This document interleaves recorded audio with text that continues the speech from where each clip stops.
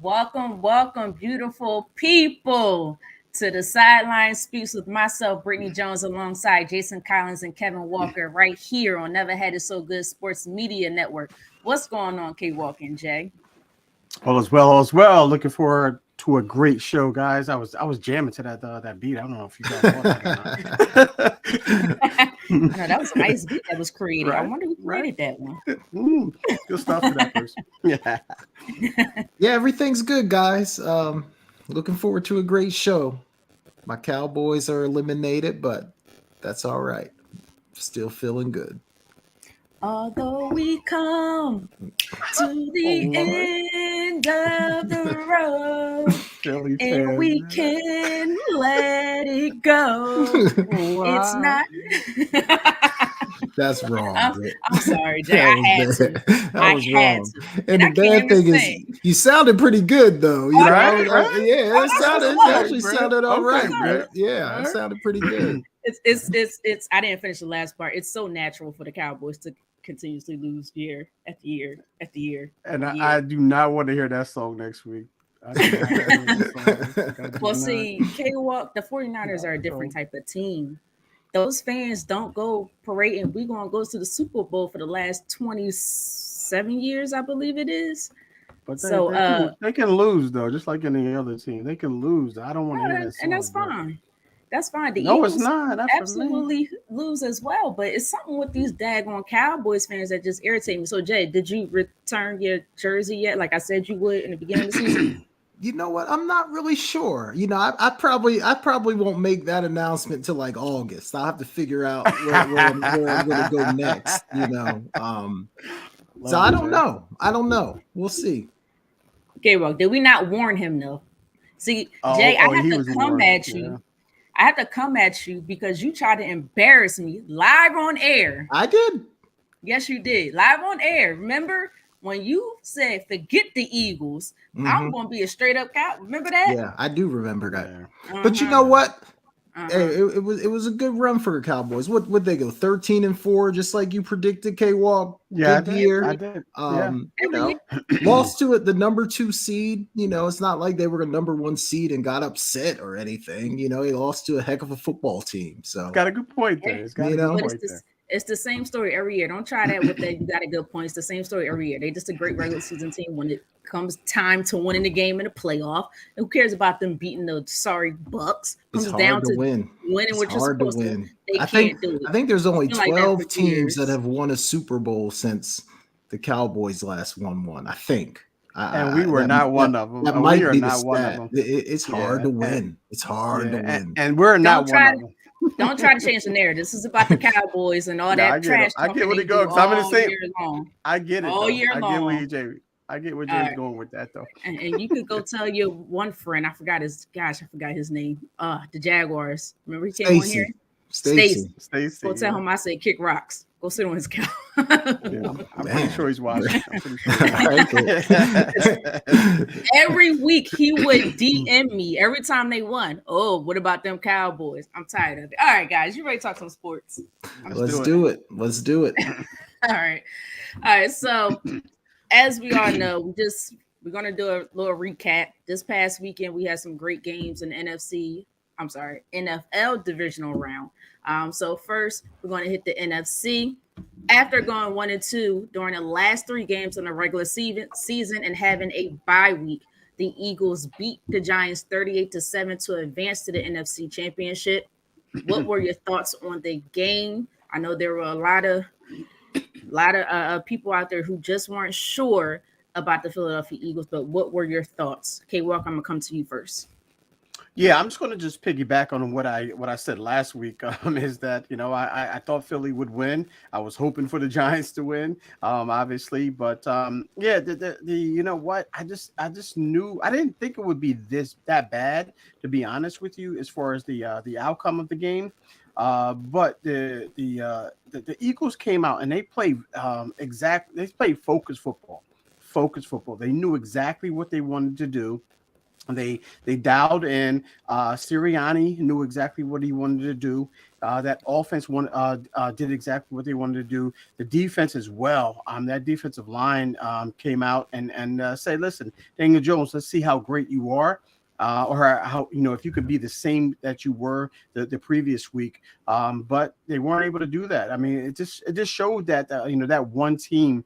You just know that when you go into a game and the outcome of it, you go in there and you say, listen, let's leave no doubt about who the best team is in that particular competition. And that's what the Eagles did. And they left no doubt. And hats off to them, man. And I'm afraid as a 49er fan, I'm afraid going to Philly and see what they're doing. But last week I said I was nervous playing the Cowboys. Different animal. I'm scared. I'm afraid for 49ers. But because this team is really loaded, man. The Eagles team is really loaded, and it's all predicated on the play of Jalen Hurts. And we stated that in the beginning of the season. If Jalen Hurts played well throughout the season consistently, he would the Eagles would be a Super Bowl contending team, and they're holding true to that. So let's see how it plays out.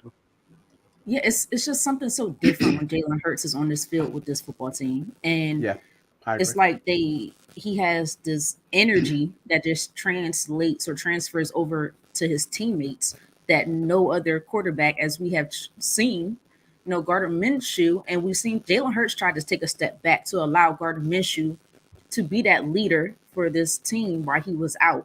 It didn't work. They didn't come around him as closely or, say, you know what, Gardner, we got you. It seemed like the team was falling apart a little bit. All of a sudden, you start hearing this like blame on each other. And it's just like, well, wait a minute. This is not the team that we've been dealing with all year round.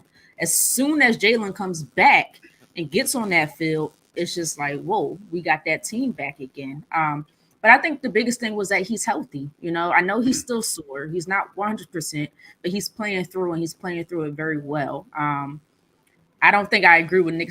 I'm not sure if I agree with Nick Sirianni. I understand what he was trying to say when he was trying to say it seems like we got Michael Jordan in the locker room. It's a little bit different animal, but I understand what you were trying to say. Let's wait to see. Let's give him a couple more years. And I love Jalen Hurts, but no, I was really impressed. They were clicking on all cylinders. Was it a perfect game? Absolutely not. But no game is a perfect game, guys. No game. We go through each and every game and find a miscues or so forth. But they were really hitting on all cylinders. Kenny Gainwell played well. He was the second or third running back. The biggest part also was Lane Johnson was able to play through his groin injury. I know he has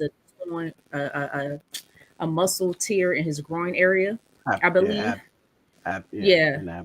And you can see it was bothering him, but he was still able to stabilize himself, which is not easy to do. But I know he got advice. But the biggest thing for me in this game was the play calling.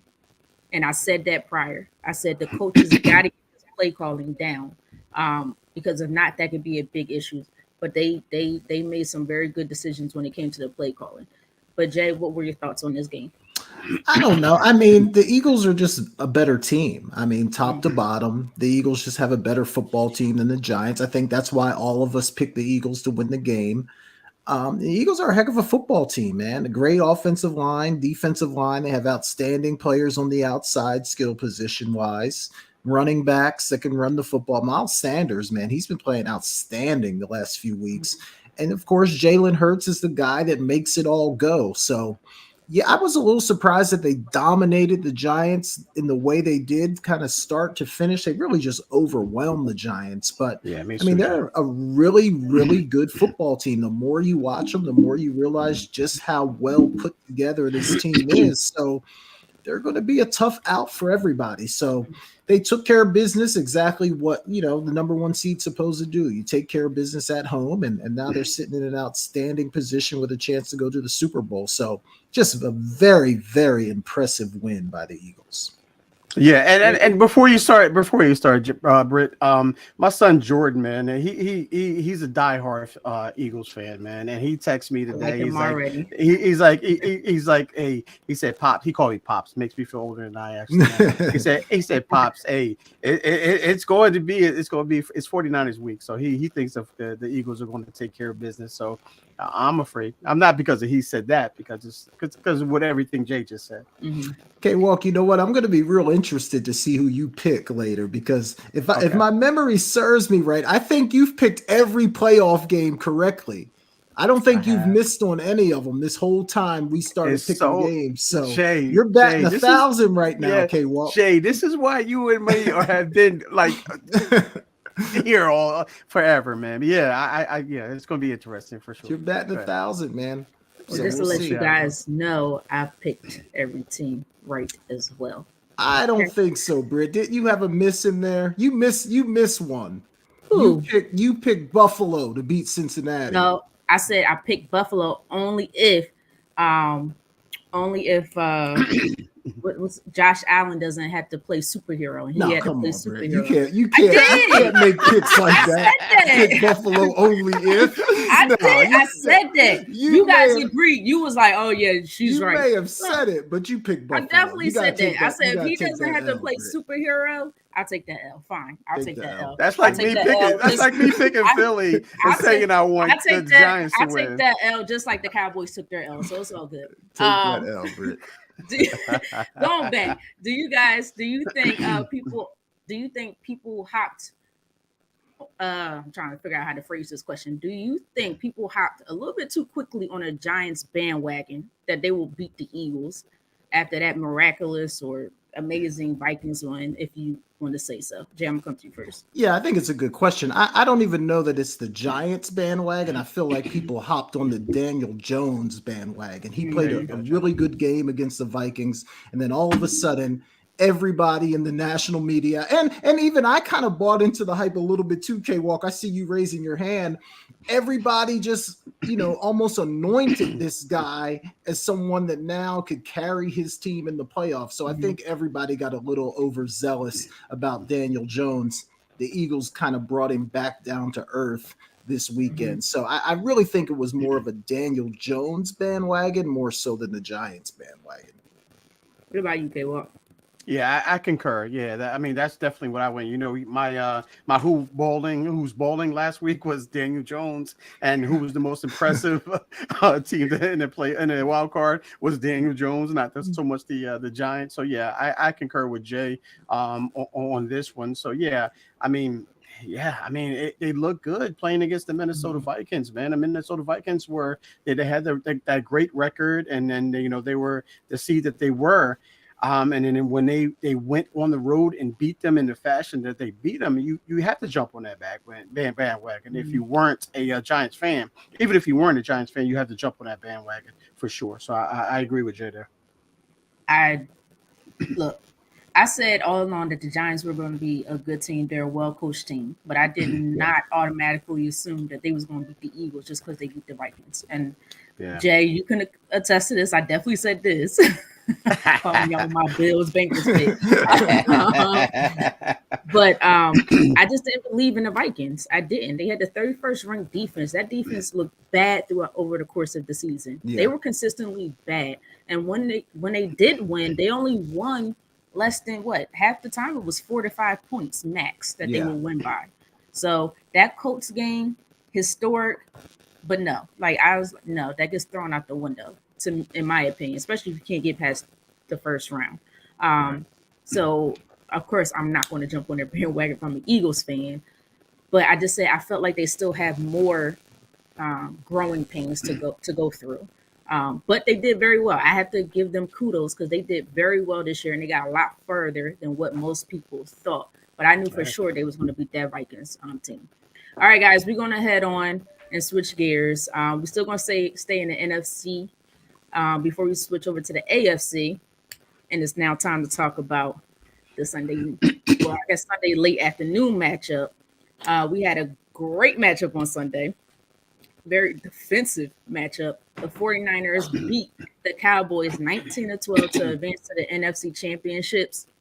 your thoughts on this particular game. Who should I go first? All right, let's go with this temporary. He shouldn't be a Dallas Cowboys fan anymore, but let's see what happens. He may try to claim it still. Jay, what's your thoughts? Look, I thought it was a really good football game. I know some people didn't love it because it wasn't high scoring, but I thought it was a well played game. Look, I know people, it's easy to take shots at the Cowboys because they didn't win. I've been seeing it all over social media, all in the news, everything. It's easy to take shots at the Cowboys because they didn't win. But to me, this wasn't really like all the years in the past. I didn't think the Cowboys like blew the game on something stupid as we've kind of seen them do before. I thought the 49ers won the game. I mean, the 49ers have an outstanding team, a great defense. I know, yes, we can talk about Dak's turnovers, especially the first one when he throws the ball late in the flat and it gets intercepted. Like, you just can't do that. That's quarterback 101. So, yeah, I mean, we could talk about the turnovers, but, you know, we also have to give credit to the team that they're playing against. I mean, the 49ers can do that to you. They can make you look bad because their defense is that good. So I think it's a really good win for the 49ers. Obviously, if you're a Cowboys fan, you're disappointed. But to me, this isn't like one of those things where the Cowboys were the number 1 seed and then got beat by a 6 seed and they just kind of imploded. They lost to a really, really good football team. And you know, that's what happens in sports. So to me, I just don't feel like this was a huge thing for the Cowboys. I just think it was a good win for the 49ers. Yeah, I think you're letting them off the hook a little bit. I'm sorry, Jay. I know that's the team you rooted for, but I really think you're letting them off the hook. Don't get me wrong, the 49ers defense is nothing to sneeze about. They are the real deal. Yep. But there were, if I can recall, there were a few passes that Dak just missed or he made the wrong decision. For one, who was it? He tried to throw it to CeeDee Lamb. It was Fred Warner was right behind him. And you on the other side, you had T.Y. Hilton wide open, and you had time in the pocket, but you kept trying to force feed it to CeeDee Lamb. You have other playmakers on this field who were wide open, and that wasn't the first time. You missed the wide open Michael Gallup going down the line. Was that towards the end of the game? You threw it short. That allowed the I think it was the 49ers linebacker or corner to catch up. So I'm like, he doesn't get off the hook. And those interceptions were not good interceptions. They were very bad decision making. But not only that, towards the end of the game, it's just like it's the same thing that happened last year. Dallas doesn't read a rule book. You don't know the rules of the game. Last year, Dak should have known to give the football to the ref. This year, your tight end doesn't know to put 2 feet down. He doesn't know that you got to move forward before you step out of bounds. You're going back. Clearly, the 49ers defense knew the rules because he was telling the ref, hey, you got to keep rolling that clock, if I can recall. So, no, the Cowboys imploded once again. They don't get off the hook. I don't know. I don't know if I see it that way. I like, yes, did Dak miss some throws? Sure. But like, we could go to every single game over the weekend and find a quarterback that missed throws. It happens in every single game. Like, we could go to Brock Purdy. He missed some throws. Josh Allen missed some throws. Joe Burrow, like everybody misses throws. So like no quarterback comes out and plays a perfect game. And then like at the end of the game, the tight end, yes, he should have turned upfield and fought to get out of bounds. But I don't know, like, can you hang that on the whole team because one player doesn't do what he's supposed to do? I just don't know that you can hang that on the Cowboys in general because you have one guy make a bonehead play. So it just didn't feel like an implosion to me. And, you know, they got the ball with like 45 seconds left and had to go 95 yards. It didn't feel like it was going to happen with no timeouts. Like that would have been a miracle had they got the ball down the field and scored. So I don't know. It just didn't feel like last year to me. The point is you need to execute when it matters. I don't care who you are or when it matters. Dak, for time, all I heard all year long was how good of a quarterback Dak was. Did he play like he was a good quarterback this game? So I think one of the things that people have to do though is they have to separate fans from reality. Like fans are fanatics. Of course, Cowboy fans are going to say that Dak is the best quarterback ever. But I don't think there's anybody who looks at sports through a realistic lens that has Dak Prescott in their top 5 quarterbacks. So, I mean, yeah, the Cowboy fans, sure, but isn't that what they're supposed to do? They're fans. That's how they're supposed to be. I said people. I'm not talking about just the fans. Even you said who are these people? Because I don't. He is a talented quarterback. He's absolutely a talented. I never said he was top 10, but we could probably make the argument that he's somewhere between 12 to 15 for sure. Absolutely. Okay, well, I can't stand you right there. He's a very talented quarterback. He's not in the top tier, but look, I guarantee you there's at least 15 other teams that would rather have Dak than the guy that they have. I guarantee you that. 15 is not top 10. I'm just saying it. I never said he was top 10. I will say we're going to have to rewind these tapes soon. But I will say this because I know we got to move on. And K-Rock didn't get his thoughts about it yet. This is what I will say. No, 49ers played a great game. And Brock Purdy did not make some of the crazy decisions that Dak Prescott was making. Yeah, Brock Purdy may have missed some passes, but he also made some incredible passes as well. So Brock Purdy played okay. I don't think Brock Purdy set the world on fire by any stretch of the imagination. He played an okay game. I didn't say he played great or awesome. I say he played better than Dak Prescott when it came down to winning this football game. He did what he was supposed to do. I mean, I'm not making the case that Dak played well. He obviously did not play well. But I don't think that means he's all of a sudden a bum. I mean, I still think he's a viable quarterback in the NFL for sure. He's not a bum. He has to understand when it's winning time. You need to execute and do what you need to do. But all right, guys, it sounds like Jay's going to be a Cowboys fan for a lot longer than 1 year. I don't know. We'll see. K-Walk, your thoughts. This is your team. Your team wins. They're going to see my team in Philly. What were your thoughts on this game? What you sitting there eating? What was that, popcorn? It's popcorn. That's popcorn, man. I had my popcorn ready. Ready. That was well played, K-Walk. That was well played. I have my popcorn ready, bro. But I do have to agree with Jay, though. I do have to agree with Jay on this. But at the same time, Jay, Dak did miss some crucial throws. The 49ers allowed him to win that game. The 49ers, I think at this point, as much as it's hardest for me to say this, as a 49er fan, the Cowboys lost that game. The 49ers didn't win that game. I'm really going to say that because of the fact of the matter is, like Britt said, that there were guys that were open that Dak missed. There were, and to your point too, Jay, is that there were 49er receivers that were open that Purdy missed. You know what? I just think it just comes down to what we always been talking about with the Cowboys is they are the Cowboys. Is it Dak? Is it McCarthy?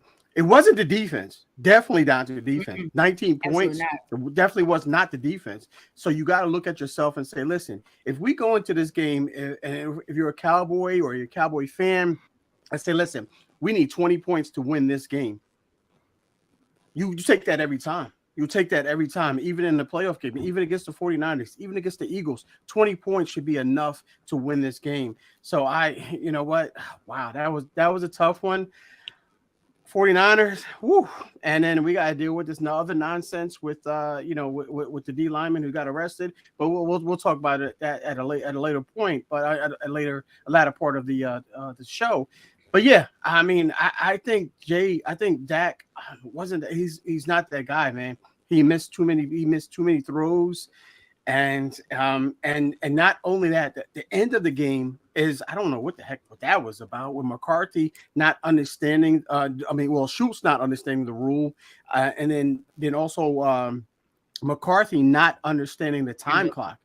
Before they punted, they should have called timeout. They should have called timeout and saved some time, and then they would have given him more time to get down the field and possibly make a run at it. But you know what? That's what that's what the Cowboys do, man. They just for whatever reason they don't pay attention to the small things, the intricacies of the game, and that's what ultimately cost them that game. And I really thought that the Cowboys lost that game, and the 49ers did not win that game. Yeah, and I know, K-Walk, you brought that question up. I was going to go the other way. I was going to say I thought the 49ers won it. But look, I don't think it can be overlooked either that the Cowboys lost that Pollard early in that football game, a dynamic weapon, part of their offense. Zeke is washed. Like when Pollard went out, they couldn't run the football anymore. They lose that ability to throw him the football out of the backfield. I really thought that hurt their offense a lot. Now, look, injuries is a part of football, and you got to have a backup that's ready to go. So there's no excuses in terms of that for Cowboys. But I do think that hurt the Cowboys when they lost Pollard because he's such an important part of that offense. Absolutely. Absolutely, Jay. This is what I will say.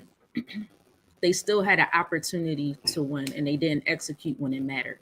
Now, I will defend the Cowboys in this because I've heard a lot of nonsense about that whole very last play of the game.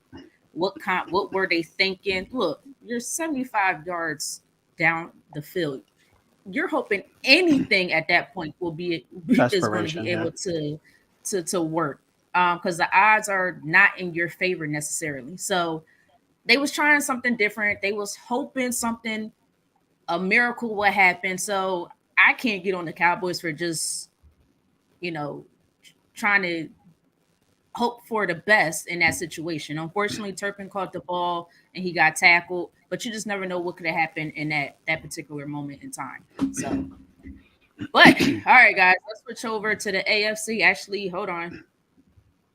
Just want to make sure. Okay, because I know we have somebody coming on hopefully soon. So before we start another topic, go ahead. It's okay. I just text him. He's waiting for the link. All right. So now we're going to switch over to the AFC. So let's start with, let's see. We're going to start off with these lousy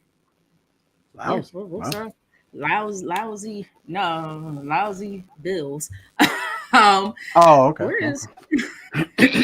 But as we know, I don't know where it is in my notes. I lost it, I guess, but that's what happens with technology.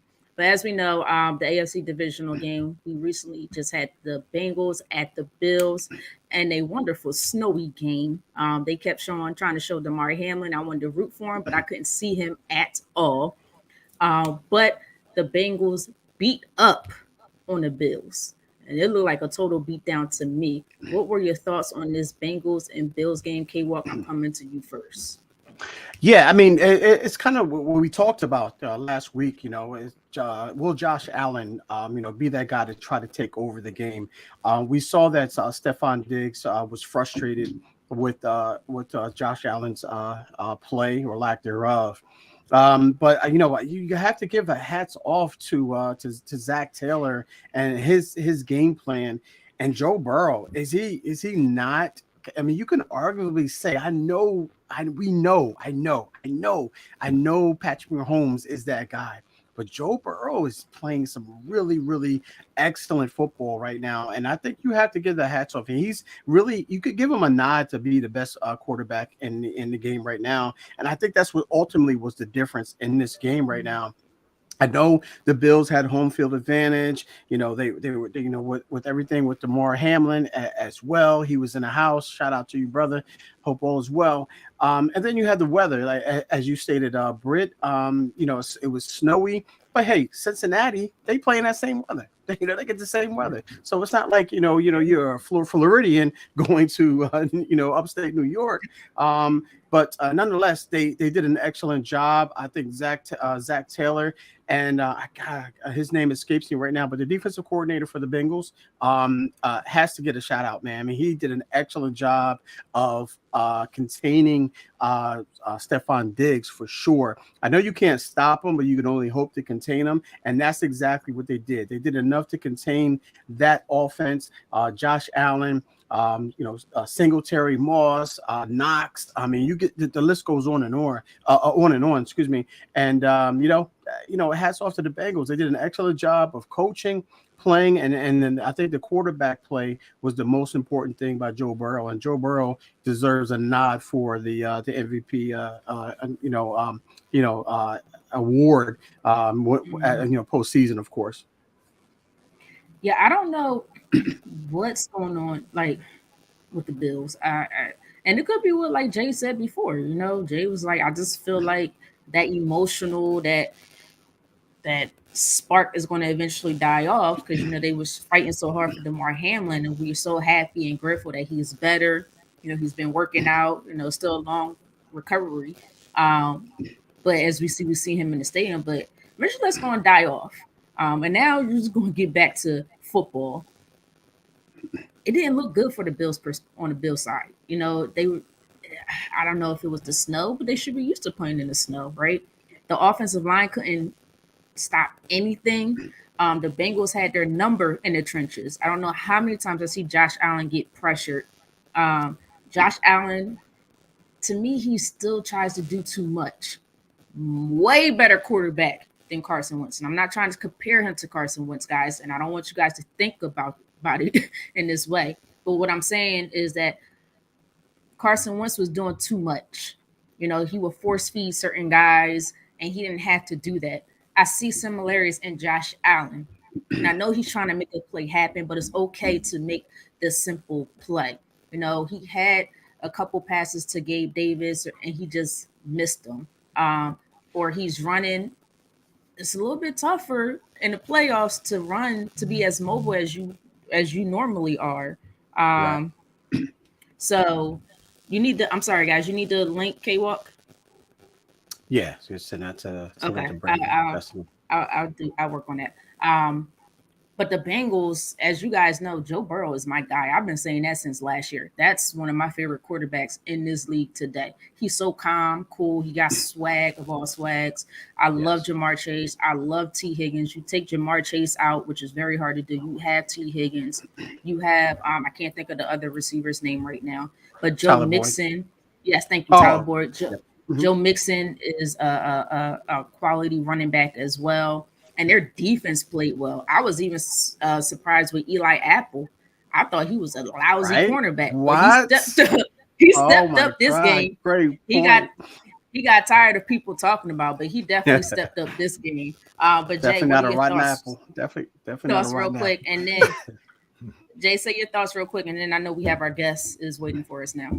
Yeah, no, I'll be quick. I just think a couple things. Number one, I thought the Bengals handled the weather much better than Buffalo, as surprising as that is. And then kind of a nod to what K-Walk said. I thought the defensive coordinator for Cincinnati, he did a great job just dialing up pressures and disguising packages and all those kinds of things. And it just really had Buffalo on their heels all day. So a lot of credit to the Bengals for the way they played. And it's going to be a great AFC championship this weekend. All right. Good stuff, guys. Good stuff there. Hey, Brandon, how you doing, brother? Man, want to welcome you in for sure. And guys, if you have missed him before, he's been here. He's Denver's beat writer there, reporter, and also a sports reporter for sure. Or Denver's insider. And it gives us the great stuff, and also the a reporter there on iHeartRadio. How are you doing this evening, brother? I'm doing good. I am having the hardest time hearing you guys, so I don't know if it's my AirPods. I'm going to switch as we do this in real time to my regular headphones, and let's see if that will make a difference. So I can still hear you guys now. Can you hear me? Yeah, we can hear you just fine. Yeah, I think it was AirPods, Ghost in the Machine. So I'm doing great, man. Excited for these conference championships. Not excited as our resident Niners fan.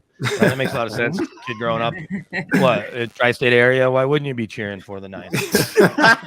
You know what, man? Whatever, man. I'm a Niners fan since I was 12. I asked that same question all the time. I just turned 50 years old. I've been a Niner fan since 12, man. So yeah, I get it. They were good back then, right? They were good. All right, and apparently they're still good right now. Apparently they're good. Well, it was a couple lean years, but no, I get it. And the New York teams, all those, I guess the Giants were pretty good back then. Regardless, Facts. I get it. All right, I get it. All right, we got some haters on here, ladies and gentlemen, as you can see here. But nonetheless, man, thank you so much for joining us.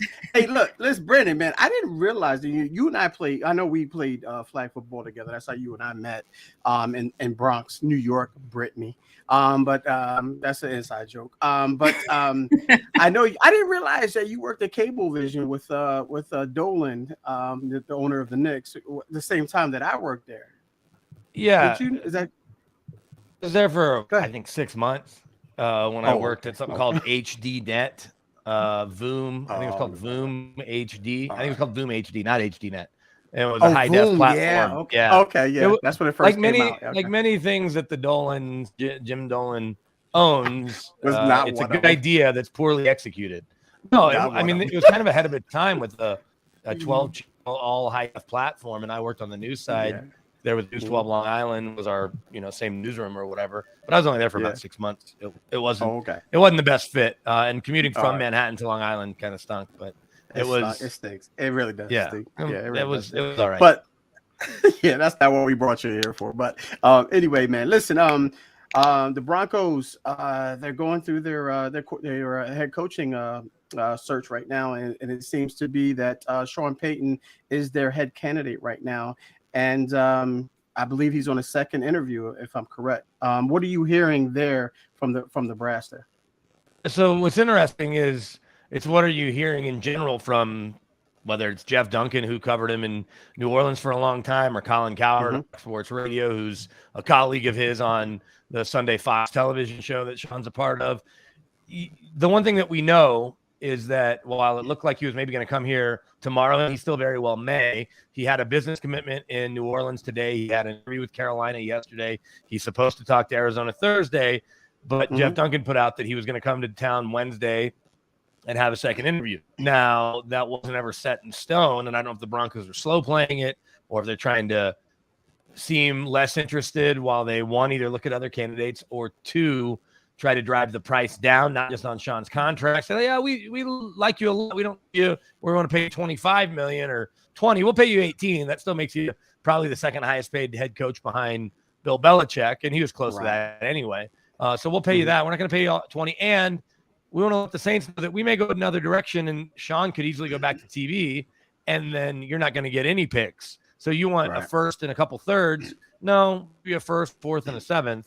So I think that there's maybe some posturing, and then there's people in the building. George Payton, the GM, who's only in year 3, but on his third head coach, he isn't going to be a part of the second round of interviews. It's only going to be Greg Penner, the CEO, his wife, Walton Penner, her dad, Rob Walton, who wrote the big check, the owner. But let's be honest, Rob Walton called Roger Goodell Commissioner Goodell and Roger Goodell Antro Presser.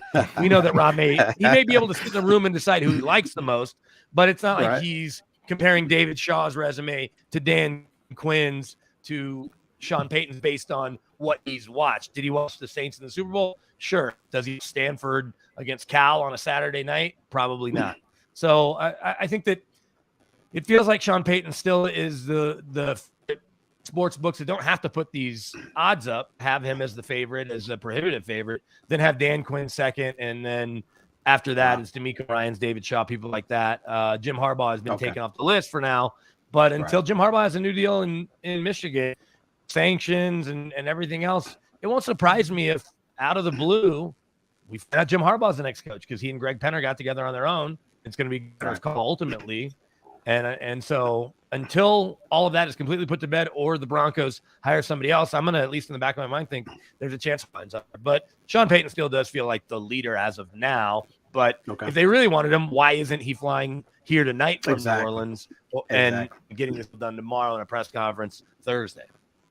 Yeah, you mentioned Dan Quinn. Who's a defensive guy. We all know that. If you don't know, let me ask you, what are they looking for? Meaning the Denver Broncos brass, are they looking for a offensive guy, a minded guy? Because we all know that Russell Wilson seems to be, he has his own offense, as you mentioned the last time that we talked. But do you guys need? I don't want to say you guys, but does Denver need an offensive minded guy to be the head coach there? when you hire an offensive-minded head coach, and Sean Payton certainly being that, you, as my 4-year-old has joined the show, that's Leo hanging out in the background. What's up, Leo? What's up, buddy? So, since you're in the shot, you can wave. There you go. Awesome. When you hire, and this is the same thing happened with the hiring of Nathaniel Hackett, because so many head coaches have an offensive background for the most part, right across the league. And look at the coaches that are left in the Final Four: Zach Taylor and Nick Sirianni, offensive coaches. Certainly, Andy Reid at the top of the list of creative offensive coaches over the last 20 years in the NFL, and he's still right there.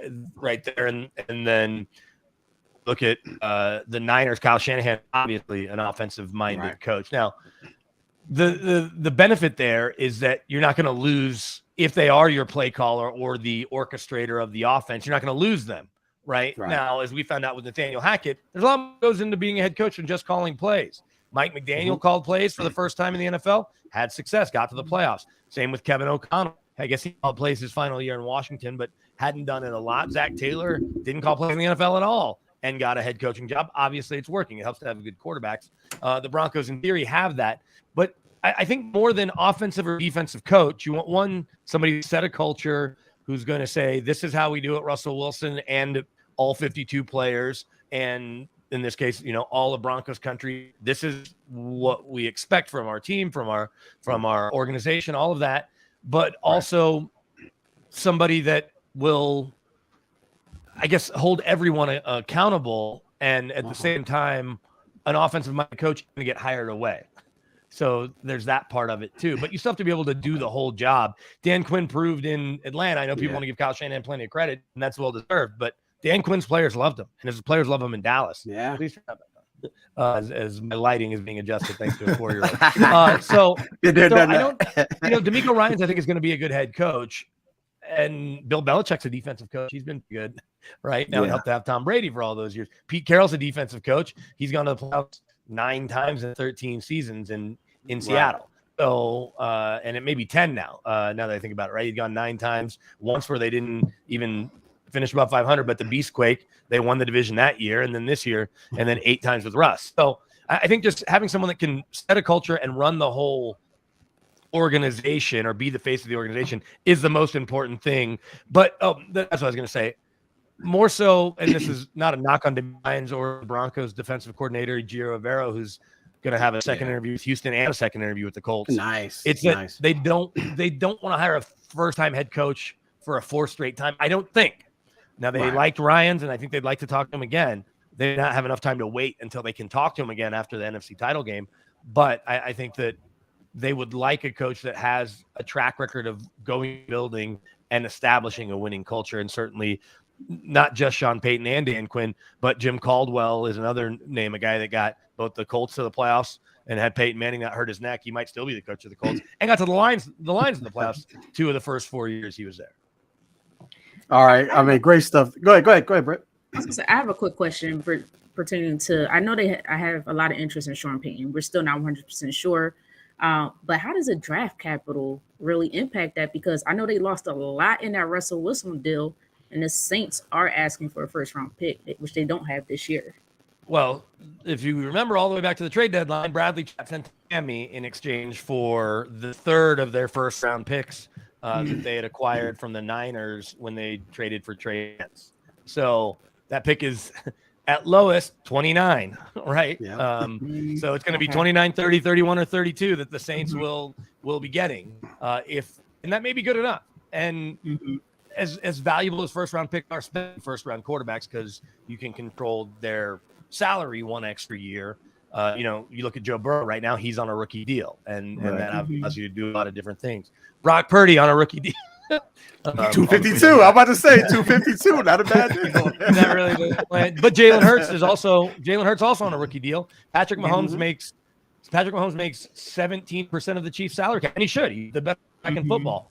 But I don't think the Broncos would be drafting a first-round quarterback this year at 29, 30, 31, or 32. The strength in the draft for the couple quarterbacks is certainly at the top with guys like Bryce Young and C.J. Stroud and Will Levis. Next year's draft might even be better with Caleb Williams and Drake May. So if they weren't planning on having a first-round pick before. And for people and plenty of Broncos fans and colleagues of mine on my station, different stations, that think giving up a first round pick and a couple other picks for a head coach, Philly.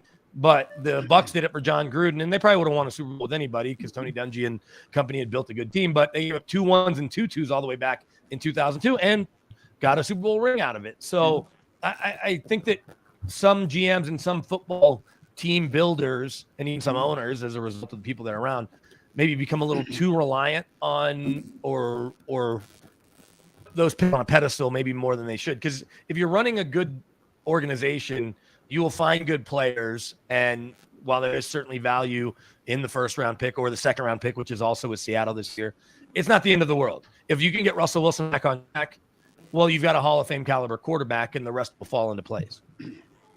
Yeah, I mean, good stuff there. I have to ask you this, man. Whew. You know what? It's interesting to see how this is going to play out, because I really think that Sean Payton is going to be that guy. But do you think that, in your opinion, your personal opinion, do you think that that Russell Wilson needs Sean Payton as his head coach and quarterback? Whether it's Sean Payton, he needs someone that's going to be, I don't say an adult in the room, but Nathaniel Hackett, for better or worse, is wired to be everybody's friend. And that's why Aaron Rodgers, I think, loved him, because he was always the good cop. And so when the team needed a bad cop, he just doesn't really have that component. And then you'd hear players say, well, he'll get on you in a meeting or whatever, but that afterwards he's immediately going to hug you. And I'm not saying that's a bad thing necessarily, but at the same time, whoever comes in, it'll be made clear to Russ that this coach is not tied to you. Obviously, the more success you have and that the coach has, the better it'll be for everyone. You may be out of here in 2 or 3 years. They may not say it like that, but essentially, and especially with Sean Payton's contract could be more than 5 years. It could be 6, 7, 8, if not more, with Harbaugh. I don't think Dan Quinn, I don't think DeMeco Ryans gets anything close to that. Maybe they get a 6-year deal, which we've seen guys like Kyle Shanahan get. But I think that in general, when you are hiring this coach, whomever it is, they need to come in and be with Russ and say, look, we need to get rid of some of the BS. We need to get your personal quarterbacks coach out of the building, which they did the final 2 weeks with Jerry Rosberg. You don't need your own physical therapist here. If you want to get a camper and put it out front and go out there during your off period, or put it out back, even by where the players park, but that person is not a team employee and cannot be in our building, right? And you don't need to be in your office all day. You can be in office at night if you want, or you can just go home to your office if you don't want to sit in the quarterback's room. So you need someone that's just gonna stand up to Russ, if you will. And I think whomever that is, Sean Payton, Dan Quinn, or otherwise, will know that they're allowed to say that to Russ, because it wasn't that Nathaniel Hackett didn't say that, is that he didn't think he needed to. And I think they would have put up with all of the other stuff if he was winning, right? We get Bill Belichick like the TB12 part, but that was all. There was some element of business related to that, and Alex Guerrero and more players going over there. Russ doesn't have players going to see him. Here, can I have that back? I was going to say, I saw Leo take the helmet. I saw Broncos Hall of Famers. Right? Yeah, I know, right? That's awesome. John Elway there. No. Man. Elway and Peyton are going to go on this side. I've already talked to them, but Lloyd Little, Shannon Sharp, Gary Zimmerman, Terrell Davis. Yeah. Can't touch that one. So, soon enough, I'll have Peyton and John Elway and Champ on the other side, and then I got good stuff, man. With that being said, I'm not going to keep you any longer. I see Leo needs that attention from you, so I'm just going to get your predictions for this weekend's game between first the Bengals and the Chiefs, and then the 49ers at Eagles. I think we're going to see the Eagles squeak that one out. I think we might see a game similar to what we saw in Dallas, but I think the Eagles, with Jalen Hurts, have his ability to make a few more plays. I still am not the biggest Jalen Hurts believer, but he certainly played well enough against the Giants. So I think that the Eagles will have the ability to make enough plays, and I'm not convinced that Brock against a defense like that. We saw what he did against Cowboys defense, not much. That against a defense like the Eagles won't be able to do enough, as much as they'll cater the game plan to him. So I think the Eagles hold serve at home and go back to the Super Bowl And the Bengals have already beaten Patrick Mahomes 3 times in a calendar year. Yes, sir. When he was healthy. So now they're going to go to Arrowhead with all the confidence in the world that they can win at Arrowhead. They've certainly won twice. In Cincy, they are healthier. Even if the old line's banged up, they certainly held up against the Bills. Now the Chiefs' pass rush, I think, is a little more formidable with Chris Jones specifically. Had Von Miller been healthy, that game might have been a little different. But I think we're going to see the Bengals back in the Super Bowl. And if I don't talk to you guys before the game, I think we're going to see the Bengals win it this year. I think that getting there last year was enough of I can see that. I can see that booster. And Joe Burrow, he may not get talked about as quickly as Josh Allen and Patrick Mahomes do when we're talking about quarterbacks we start our eyes with. But if they go take care of business at Arrowhead, win the Super Bowl, then if you want to put Burrow ahead of Josh Allen, I think that no one's going to argue. I certainly won't. No, I wouldn't. And I wouldn't. Especially with the way he plays, right? He doesn't rely on his legs, and you're not as worried about the longevity of his career. Yeah. And clearly he can make all the throws and make all the reads and is really good at the line of scrimmage. So Joe Burrow is quickly becoming, the 1B to Patrick Mahomes' 1A. And if he wins at Arrowhead, beat the Chiefs for a 4th time, he's truly their kryptonite. And so that's how I see it shaking out. But I've been pretty bad with my picks in the playoffs. So I did pick the You heard that, Britt, right? You heard that, Britt, right? I picked the Niners to beat my hometown Cowboys. I did pick the Niners to beat my Cowboys, although they were doing all they could to let the Cowboys win that game. If Dak just makes a couple different plays, maybe a little different. But Mike McCarthy strikes again, the worst coach to ever win a Super Bowl. Showed us why he's not a very good coach. Hey, Brandon, I'm glad you brought that up because I wanted to slip a Cowboys question in here before you get out of here. Everybody's obviously talking about Dak. He obviously did not play well this weekend. And then you mentioned Mike McCarthy. Kind of 2 questions here. Number 1, do you see Jerry Jones maybe making a change at the head coaching spot? And then is Dak good enough to get the Cowboys over the hump in the future? Yeah, I think any coach that isn't Mike McCarthy gives him a better chance. When he got COVID last year, they went 1-0 when it was Dan Quinn and Kellen Moore.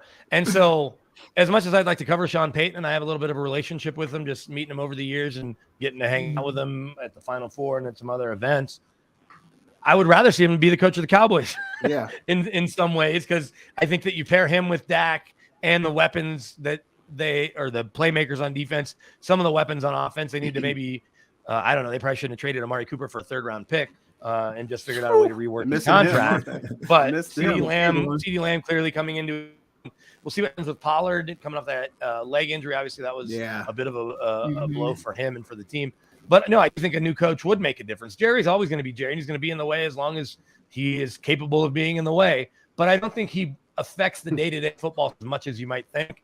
And Stephen Jones and Will Clay, who run the personnel side, Stephen Jones, for that whole nepotism thing, he's been in the stuff for 35 years now or whatever it is. Yeah. And so if any of us were in personnel for 34 or 35 years, we'd have a pretty good idea of the types of players that we like and look at the rest of the roster, even beyond Dak, and the stories that Jerry wanted to take Johnny Manziel and they pulled that card away from his other he wanted to take. And so I do think a new head coach. I don't know if I'm as excited about Kellen Moore as maybe I once was. I don't think they would. I guess if Dan Quinn doesn't get a head job, then maybe Dan Quinn might make sense there next year if the defense plays as well. But Sean Payton, if he doesn't take a job, and especially if one of those LA jobs don't open, Jerry just doesn't want to be told what to do. And and if Dan Quinn does get a job, then there's a really good chance the defense has to take a step back because they won't be as in sync, even with guys like Micah Parsons and Tank Lawrence and Diggs. So I do think Mike McCarthy is a big problem. I think Dak needs to figure out how to protect the ball a little bit better, make a little bit, a little bit better decisions, especially in the crunch time or in a playoff game. But I think 6 multi-pick games, and you just can't have that and win a lot of football games. It puts you just in a corner. Yeah, I mean, great stuff there, Brandon, as always. And we do appreciate you coming on, man. That's all we have for you, man. And I hope your predictions don't come to fruition, man, because for obvious reasons. But nonetheless, man, it feels like Britt. She probably wants the Eagles to win. I'm guessing. Of course, you got a bit of a house divided podcast here tonight. I get it. Well, one of y'all is going to be happy. And do you guys have any kind of friendly bet? They like Super Bowl prediction. Nah, not yet, Brandon. No, we don't have a bet. I want to hear what the friendly bet is. K-Dub, so I don't know, bro. I don't know if I want to do it because I'm afraid of the Eagles, man. I really am. I'm not even Well, gonna there you lie. go. So, I guess you're not even a true Niners fan that would bet anything so them wins. Oh no, I'm a true football fan, so I There understand you how go. the game. Yeah, you get it. You don't want to just lose something for the sake of losing it. I get it. I'm not I get it. Exactly. There you go. Exactly. Thanks for having me, guys. Enjoy the games this All right, weekend. thank you for having us. Thanks, Have a good Brandon. one. Appreciate See you, it, man. Brandon. Thank you. And Take tell care. Leo we said thank you so much for joining us as well. Leo, say thanks. You want to come say bye? So you can say it. Say bye. Bye. Bye, All right, Leo. awesome stuff, Leo. Thank you, sir, brother. See you guys. See ya. All right, we're going. All right, see you. Stay safe. All right, guys. So we're gonna touch another couple more topics, and then we'll go into break, and then Jay will take over. But again, thank you, Brandon, for coming on. He always gives us great intel when it comes to Denver Broncos and the NFL as well. Hopefully, we get him back on prior to the Super Bowl. Hopefully, that'll be nice to see what if his picks change since then or after. Hopefully, my Eagles can pull it out, though. All right, so we left off at the AFC divisional round. We talked about the Bengals and the Bills. Let's get to the last game that occurred, which was the Chiefs and the Jaguars. I know the Jaguars had a very impressive comeback victory against the Chargers in the wild card round, but they were unable to maintain that magic against the Chiefs and a 20-27 loss. What were your thoughts on this game? Jay, I'm going to come to you first on this one. Yeah, no real surprises here. I think everyone anticipated Kansas City to win the game. But look, the Jaguars have a lot to be proud of, right? They're going to be a really good football team in the future. They've got the right coach. They've got the right quarterback. So the Jaguars are going to be a team that people have to deal with going forward, but they're just not on Kansas City's level at this point. I think the biggest story coming out of the game is obviously the injury to Patrick Mahomes, and how is that going to affect him this weekend? You know, sometimes when you have a high ankle sprain, you actually can play through it a little bit better in the moment. And then the next day and the days after that, that thing really gets bad on you. So I almost feel like Mahomes is going to be a little bit less mobile this weekend than he actually was after he hurt himself. So that's going to be something to keep an eye on. If he's not healthy, how does that impact the game? But no surprises the way that Kansas City handled Jacksonville. Yeah, I agree with you. I think the future is bright for Jacksonville, the Jaguars. I think people forgot that next year they get Calvin Wrigley back. So not only you have Christian Kirk, now you're gonna have Calvin Wrigley over there as well. ETN, Trevor Lawrence. Yeah, I said it right. Keep thinking I say people's names backwards. Of course, my guy Dougie P. Like I say, he's always beloved here in Philadelphia. They have a very bright future. That defense is young.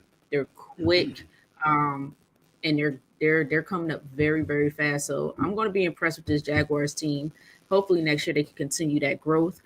But it's just too hard to try to overcome a Chiefs team. They're just too strong. Andy Reid is he's a Hall of Fame coach. Like, let's be real. I think he's the only NFL coach in the history of the league to have to coach two separate teams to 5 NFC championships, I believe. I think it was 5. One with the Eagles, although he never won a Super Bowl with the Eagles. And then this is his 5th with the Chiefs, and he did get a Super Bowl with the Chiefs. And Patrick Mahomes, hurt or not, he's still going to play his butt off. So, but Jay, you make valid points when you said it's going to be interesting to see how this ankle, how he could play on this hurt ankle. Thank goodness it's not broken, because like we said earlier, I can't think of his name right now. Tony Pollard broke his ankle. Patrick Mahomes, they did x-rays during the game. He did not break his ankle, which was good, but it's going to be interesting. But K-Rock, what were your thoughts real quick on this matchup? Yeah, I mean, I agree with both of you, everything you guys just said, just to piggyback on some of the stuff that you said. I mean, I just think that, sometimes when you have a quarterback like a Patrick Mahomes, you look at it, and I said it in a thread, 50% Patrick Mahomes is better than 100% Chad Henne. I mean, no disrespect to Chad Henne by any stretch of the imagination, but Magic Mahomes, we call him that for a reason, because he can make plays that other guys just at the helm just can't make, or won't make, or can't make, won't make, or just doesn't think that. And I know the flips, the no looks, things of that nature, and him being at 50%, I still, even if he's 100%, you know what? Even if he's 100%, I still think that it's the Bengals' turn to get there. I think that Joe Burrow is going to be that guy. So, but anyway, nonetheless, I'm kind of skipping ahead here. But going back to Jacksonville, the Jaguars. You know what? Doug Peterson. I love him, man. I love him, and I love everything. He's a quarterback whisperer. We've seen that they just one player away, one season away from being, a legitimate contender, in AFC to make some noise, for sure. Yeah, absolutely. It's going to be exciting for the Jaguars for the years to come. But we're going to keep on going here. I don't know if we kind of answered this question. I guess we didn't. I know Brandon answered it, but I'm gonna ask you guys before we get into our NFC and AFC championship predictions. Can Dak Prescott lead the Cowboys to a Super Bowl? I know he's been in the league for about 7, going on 8 years, or is it 8 years? Do you think he could lead this team to a Super Bowl? Jay, I'm gonna come to you first on this one. Man, that's a good question because I saw a stat earlier that I think it's been 42 games. Like Dak has never gone 2 games in a row without turning the ball over in some way, whether interception or a lost fumble. For 42 games straight, he has not gone 2 in a row without turning the ball over. So that's tough. Like if you're going to turn the ball over that much, it's hard to beat really good teams. So can he lead the Cowboys to a Super Bowl? I think he can. I mean, he's only 29 years old, and I still think he can obviously get better. So maybe 30 to 33 might be that window for him where he really peaks and plays his best football. And if they're going to play defense the way they played on Sunday, they'll absolutely have a shot. So I'm going to say yes, he can, but he's going to have to clean up the turnovers because they're just too hard to overcome. So I have a quick follow-up question with that, Jay. Do you think, K-Rock, before I come to you, do you think Jerry Jones and this Cowboys front office will give him the opportunity or the time to do it? Because there's Cowboys fans and there comes rumbling. You haven't gotten it done in the 7-8 years. Now we're starting to looking to trade Dak Prescott. Do you think they'll keep him long enough to give him that time? I think they will because number one, I don't think there's rarely quarterbacks out there that are good and available. I mean, every once in a while you'll find a guy that's good and available, but most of the time it's someone that somebody doesn't want, right? So I don't know that you're going to get a guy that's definitively better than Dak that's available. And number two, I mean, I think with his contract, it might be tough to move him. They just kind of signed him to a nice deal. I don't know that it'll be easy to move him. So I do think at least for the next 2 to 3 years, he'll have that opportunity. And then if he can't get it done in that window, then they might need to move on. Okay, well, so I'm going to ask you the same question. Do you think Dak Prescott could lead the Cowboys to a Super Bowl? And also, kind of going along with the question I asked Jay just a little bit differently, you have a small window usually with the team. This team is good now. Will they continue to be good even if they do hold on to Dak Prescott? Go ahead. Yeah, to answer your latter question, I think they have the good team. Like I stated earlier, I thought the Cowboys lost the game as opposed to the 49ers winning the game. But going to your initial question is that I don't know if Dak can do it, man, because Dak seems to be seeing ghosts. I mean, I watched that game obviously as a 49er fan. I'm looking at it. This is my face, ladies and gentlemen. When he missed the throw, I'm like, oh, okay, he missed that throw. I'm like, ooh, thank God he missed that throw because he had guys that were wide open. And so I don't know. Jay, you mentioned his age, 20. Oh, he's at 29, Jay. I think you said he was 29. Yeah. I don't think at 29 you have to be able to see the field and you have to understand the game at this point. If you don't, then I just don't think you're going to get it. To be honest with you. So with all that being said, Britt, he can, but I don't think he will. and he definitely has the team around him to do so. I think Ezekiel Elliott, they have to do away with him. I think once Pollard went down, and ladies and gentlemen, I'm not one to tell you that I wish I hurt an injury or any bad or negativity on anybody. But when Pollard went down, I said to myself, I said, Zeke can't do it. Zeke can't get it done. He's just not that guy. Yeah, exactly, Yep. Jay. He's washed. And once that happened, I said, you know what, Dak can't get it done, and that's why you have to tag Pollard, or you bring another running back in here, or you draft a running back early, or make a trade early in the draft to get a young running back in here in there. For sure. But with all that being said, no, Dak cannot get it done. I just don't think he has it. I'm sorry. I think with this coaching staff, with this particular front office, and the front office is not going to change. I just think they need to change their mindset. I don't know if he could get it done. I don't think he's going to be able to get it done. First and foremost, you cannot trade Amari Cooper if you don't have a secondary option there. I love CeeDee Lamb, and CeeDee Lamb has showed, hey, I could be a wide receiver one. But then who's your second wide receiver? Michael Gallup is not really the same after coming off that injury, and we can see that. And I know they tried to go after James Washington, and then they tried to go outside the box to maybe eventually sign Odell Beckham. That wasn't happening. Maybe next year, he may come over, but I don't know, because he was tweeting a lot about the Giants, rooting for the Giants. So he may want to go back there with all the growth they've done there in New York. I just don't know with this particular team.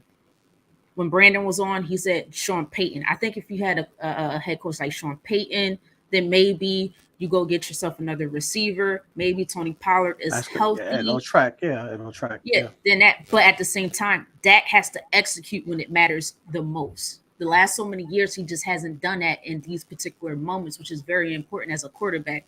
You're talking about top tier quarterbacks. What do? They may not play great the entire game, but when it matters the most in these particular moments, they execute. It's like, okay, it's winning time. Basically like Kobe in fourth quarter. They just somehow turn it on. So hopefully he can get that. I'm rooting for that, guys. I can't stand the Cowboys. Really can't walk. Really can't walk. Inside joke, ladies and gentlemen. It's inside joke.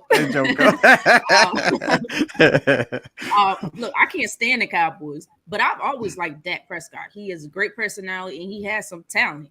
And I know his teammates believe in him, but he's got to execute in these moments. Also, my concern is the window. Every team, we've seen the Eagles go through it. You're good for a period of time, then all of a sudden you start losing players. Your defensive coordinator Dan Quinn is getting head coaching interviews. Kellen Moore is being reached out by other teams, so you lose these important pieces. Now all of a sudden your window is closing. So it's like, how much longer is this window going to be open? So they have to act fast. And my biggest thing, Jerry Jones, and he'll never do this. Never. You gotta stop talking. I think that's the biggest thing. Never. He puts a bullseye on the Cowboys' back with everything because he just talks so much. I think if he stays away from the media, a lot of people he hired to do their job, the Cowboys would be in a different situation, much different situation. But all right, guys, we're gonna move on. So we're just gonna do the NFC and AFC championship predictions. It's only 2 games, so it should be fairly quick. And then Jay will go into break and you'll take over. First game we're going to do is the Cincinnati Bengals at the Kansas City Chiefs. This is in Kansas City. This is not in the neutral site. The Bills didn't make it. This Sunday at 6:30 p.m. Jay, I'm going to come to you first. Who's your prediction for this game? Yeah, this is a tough one because we know we've talked about Joe Burrow he's beaten Mahomes 3 in a row. I think it is. And the Bengals are playing great. I think they're on like a 10-game winning streak, coming off a dominating performance against Buffalo. Patrick Mahomes is injured. It just feels like everything is kind of shifting in Cincinnati's favor. But to steal K Walk's line, with that being said, I'm going to take Kansas City. I'm going to take Kansas City here. I just think Patrick Mahomes is going to gut it out. He's going to have a gutsy performance, even though he's injured. It's hard to win in KC on the road. And with everyone talking about Joe Burrow and that maybe he's inching up on Patrick Mahomes for the best quarterback in the league, I think Mahomes and the Chiefs make a statement this weekend. I think they win a close one, 31-28, but I'm going with KC. K-Walk. Love you, brother. Love you, brother. Yeah, I you know what? I'm going to go the other way. I'm going to take the Bengals here, man. I mean, I really think that that Joe Burrow is due. They're going to go back to back here. And you know, as hard as it for me to say, they may win it all as well. As much as I'm a 49ers fan. You know, I just think that like I stated last week with the Jacksonville Jaguars, I just. Huh? Don't say that. Don't say that. Don't give up on neither one of our teams. Shit. All right. Oh no, I'm not giving up on either one of our teams. I'm not saying all that. I'm not saying that, but I mean, but we'll talk about that at a later part. I mean, at next week. But I think they're in a good position to win it. That's all I'm saying. Let me rephrase that. So yeah, I like Joe Burrow. I like what he's doing. I know that offensive line of the Cincinnati Bengals is depleted. I get all of that. But that defense is kind of underrated.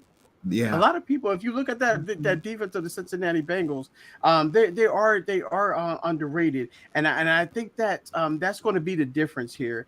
And then we don't know what we know it. We know that Mahomes is going to play. There's no ifs, ands, or buts about that. But where is he going to be at health wise? And Jay, you alluded to it. You know, it was in the moment. You know, he's got that. You know, he's not feeling that injury because of the fact of the matter is the adrenaline is going. You know, well, maybe he's going to you know take a shot. You know, I mean, like some type of shot to get to ease the pain. But with all that being said, man, I just really like the Bengals and the way they're playing right now. So I'm going to go to Bengals here, and I'm going to go to Bengals. I'm going to go to Bengals 21-14 here. Bengals 21-14. This one is tough, guys. I would love to see Kelsey brothers, Andy Reid against his whole home team in the Super Bowl. Oh, that would make my year. No, I'm just No, that would make my year. But I think I'm with K-Walk on this one. This Bengals team is hot. And I just don't know, like you said, K-Walk, I don't know how Patrick Mahomes is going to perform on his ankle. He may come out firing, dropping dimes, or he may be limping a little bit. And I think the Jaguars could have actually won that game, but it was just some critical mistakes towards the end of the game. You know, they had the fumble, and then Trevor Lawrence threw the interception, so they just didn't execute properly towards the end of that game because they had a shot with Patrick Mahomes being hurt.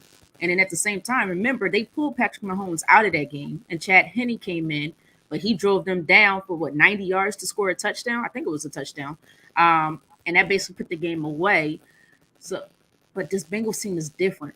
They have playmakers. They got Jamar Chase. I spoke about it earlier. I'm not going to rename everybody. And they've been playing very, very well. And regardless how this offensive line has been playing, Joe Burrow has been doing his thing.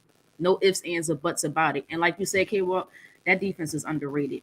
I know the Chiefs have Chris Jones, but is it enough on their defensive line? Is it enough? So that's interesting. So I'm going to go with the Bengals. I'm going to say 24-21 Bengals. I think it's going to be a close game. All right, last game, then we head into break. This is our game, K-Walk. Our game. No, I'm not. Let's do it. The San Francisco Niners, K-Walk San Francisco 49ers versus my Philadelphia Eagles this Sunday at 3 p.m. I wish this was the later game, but it's okay. I know, right? Me too. Jay, I'm gonna come to you first. Who do you have in this game? What's your prediction? I don't know. I'll be honest. I'm not sure who to pick in this game. I've kind of gone back and forth all day about this pick because sometimes the Eagles just look unstoppable. Like their offense is just like you have no answer. Whatever you take away, they've got something else they can go to. So And then you look at their defense and the pressure that they put on the quarterback, that defensive line, all those different players that have 10 sacks or more this year. Like, they are a complete football team. There's no question about it. And then when I look at San Francisco, I don't think Brock Purdy has been great the last 2 weeks. Like, he's been good enough to win. You got to give him credit. But he looked a little erratic to me against the Cowboys. When a good defense was getting after him, he definitely missed some throws, missed some guys, was running around a little too much for me. So, I mean, it feels like at home it's a game for Philly. But I've been saying all year that I think San Francisco really does have a championship football team. And their defense obviously is great as well. Can they slow down Jalen Hurts? I don't know. I really don't know. But I think when the dust settles on this one, it's going to be heartbreak for the city of Philadelphia. I think San Fran gets out of there with a win somehow, some way. So I'm going to take the 49ers 31-27. Yeah, 31-27 Niners. 31-27 Niners. Jay didn't sound too confident. I'm not confident. I'm not even going to pretend that I'm confident. I'm gonna have you go next, but I mean, it is a back and forth. You just don't know. No, that's fine. That's fine. Yeah. I mean, Jay, I'm with you, bro. I mean, I'm 2.5 hours away from the game, and I'm looking at the tickets. They're like $600 a ticket. So I was like, should I get these? Should I go? I said no, because of the fact of the matter is, if I lose, I'm going to have to not only pay for these tickets and pay for everything that I do, and then also bail money, because I may need to get bailed out of jail because of the fact of the matter is, I just may not be. But the fact that all jokes aside,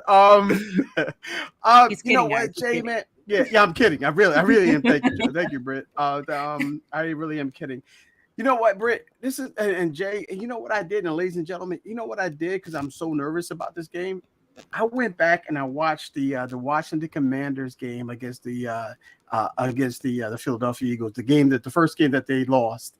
That was blueprint game, right? Yes, the blueprint game. And I'm the blueprint game. Thank you, Jay.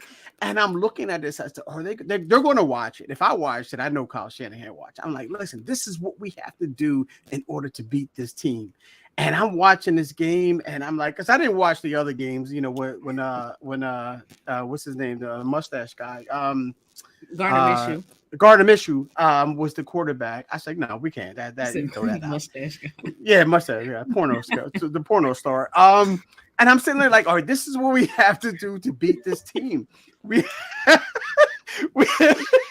This is what we have to do to beat this team. Yes, I said the porno star because he had the mustache, like 1970s porno star guy. Anyway, going back to my stop, Britt, stop. So anyway.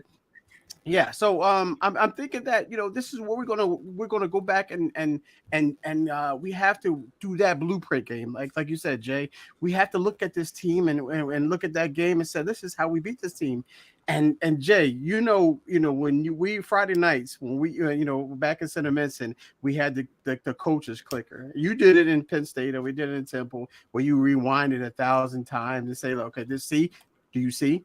You said, this is what we got to do. This is it. Exactly. It's the coach's clicker. And I'm watching. I'm doing the same thing, Jay. I think if we go back and we get a game plan of the 49ers against the Eagles, and we use that blueprint, I think the 49ers will be all right. So with that being said, and that score of that game as well was crazy. So I'm going to go back to that. So with all that being said, I'm going to take the 49ers here, 17-11. Okay. Okay, well, since then, we did pick up some free agents. I know. Just letting you know. So I know. So it's a little bit different of a team. So I'm hoping. As did we, Brett, too. We picked up. I know you got Christian McCaffrey. AJ Brown, and you picked up AJ Brown. We picked up Christian McCaffrey. Okay. We picked up Linval Joseph and Nadam. It was primary defense since then. Okay. We had AJ Brown since the draft. But you guys definitely got Christian. I don't know how the heck you stole that man from the Panthers, but you got him somehow. When they got him, I said, God dang. I was like, what the heck? But no, I think this game is going to be so tight. Gotta take your Philly. You gotta take your Eagles. My nerves. I was cool, but now my nerves are starting to get to me. Now I'm thinking about it. I could really think about it. I'm definitely I'm gonna take my. I can't go against my Eagles, but you cannot. I think I won't allow you to do it.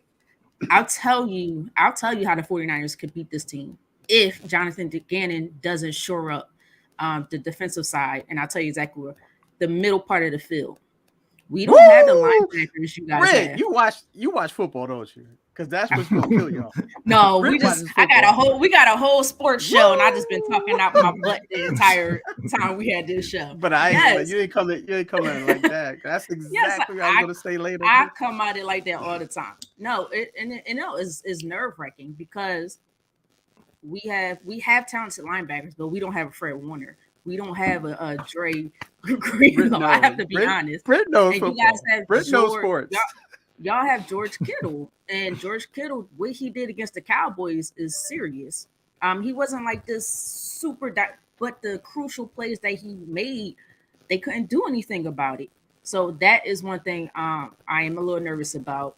But I think if Jonathan Gannon can shore that up, we'll be okay. Hopefully, we could get Avonte Maddox back in that slot position. That'll help big time. Although I do like the fact they put C.J. Gardner-Johnson in there until he could come back, and the undrafted rookie is taking over that safety spot because he's been playing so well.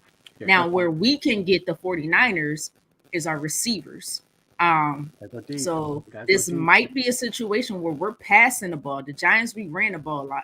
This might be a situation where I might say it's okay to be pass heavy against those 49ers. We've seen what A.J. Brown did to the 49ers last year when he was with Tennessee, although it's a regular season matchup's a little bit different. Good point. Great point. But you're gonna have the number one defensive line versus the number one offensive line. This is going to be an amazing game, guys. Hopefully, Lane Johnson is healthy enough to stand pat. But the biggest thing with the Philadelphia Eagles, and I keep coming back to it, is the play calling. You're going up against one of the best play callers in this league, and Kyle Shanahan, by far. He's going to get Samuel Debo and all his playmakers open spaces. So we got to somehow stop Christian McCaffrey. This is going to be tough. I know we got a great defense, but this is going to be a tough matchup. I'm actually excited. Of course, I'm going for my Eagles. I'm going to say 27-21 Eagles. Okay. I hope. I'm not mad at that. All right, guys. Let us know your predictions. Put it in a comment. Please subscribe, like, share our page, our YouTube channel. I'm sorry, I said our page. Our YouTube channel. Follow us on Facebook. We're the Sideline Speaks everywhere. We're slowly but surely growing. 250 subscribers is our next goal. Baby steps, guys. Baby steps. We absolutely appreciate your support. I took a long time on my segment, of course, but Jay's time. So we're going to head into break real quick. When we come back, Jay will take over. And, of course, we got more sports to talk about. But you guys are listening to the Sideline Speaks with myself, Britne Jones, alongside Jason Collins and Kevin Walker, right here on Never Had It So Good Sports Media Network. CampLyman.com is an opportunity for my big boys to come get some work. Let's put it all together. We built from the ground up. You know, our cliche is it all starts up front. Once again, start, stance, hand placement, hand separation, get-offs, counter moves, a little bit of everything. Polish up those skills before your middle school or high school season began. Just come work on your craft. Once again, CampLyman.com. You're inside Never Had It So Good Sports Radio with Princess Cooper, Tim Moore, David the Duck Riley, Jason Collins, Shoshana Cook, Britne Jones, Travis McGee, Eric Scott, and Kevin Walker. We make it easy to talk sports. All right, welcome back to the Sideline Speaks. Britne Jones, Kevin Walker, Jason Collins, K-Walk making that smooth entrance once again. K-Walk, you might have to start doing that every week, man. That might be a new staple on the show, man. Hey, guys, I'm sorry about that, man. That wasn't even planned, bro. That wasn't even planned. It's all good. All right, y'all. Let's just hit a couple topics real quick. And then we're going to get out of here because it's getting pretty late here. So let's stay on the Cowboys real quick. We talked about them a lot, but I do just want to ask plainly, K-Walk, do you think Mike McCarthy needs to be fired? You know what, Jay? I'm thinking about this, man, and I wonder, is he the guy? But I think ultimately he is that guy. Needs he be fired? That's a great question, Jay. But he's making some interesting moves or lack thereof. When you look at what happened with the game last season with the 49ers, at the whole thing with with that marking the ball and putting it at the right spot. That's coaching.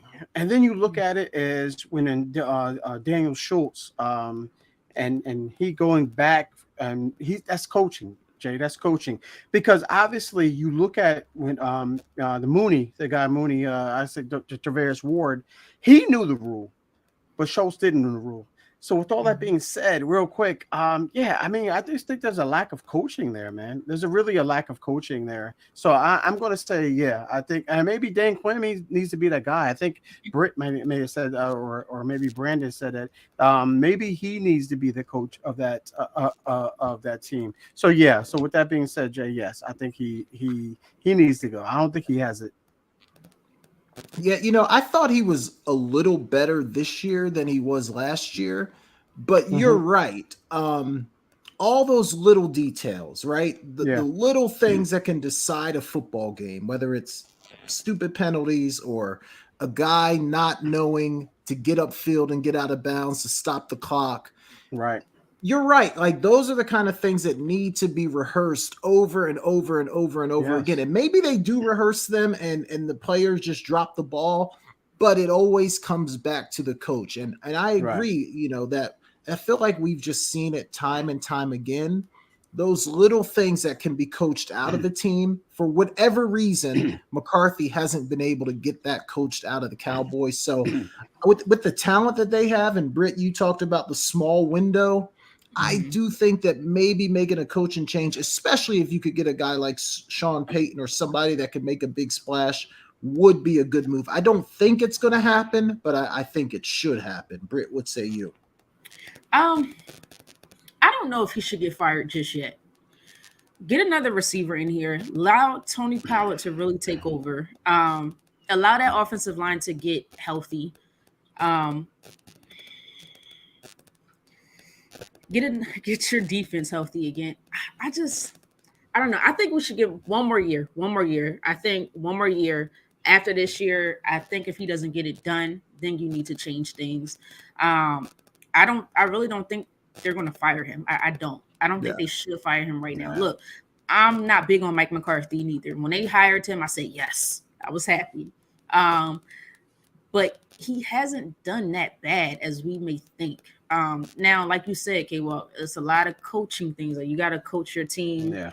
And sometimes I don't know if he really takes accountability for it. Like, you hear Nick Sirianni all the time. If the offensive line gets a lot of false starts, or, they're down the field, 2 yards down the field, and you're not supposed to be on the passing down, you can hear him in the press conference saying, "That's my fault. We're going to coach that." And next thing you know, you watch his practices, guess what they're working on? Or after the Redskins game, it was a turnover issue. Guess what they're working on? He's trying to get the ball off the ground, or they're working on holding on to the football properly. So I think he needs to take more accountability, absolutely. But I think one more year. After next year, then yes. I just think you just need these pieces. The biggest mistake in my opinion, they gave up on Amari Cooper too fast. They gave up on him too fast without having a solution to that problem. So one more year, and then you let him go. Things don't change. Yeah, that's a fair point. He did just go 13-4.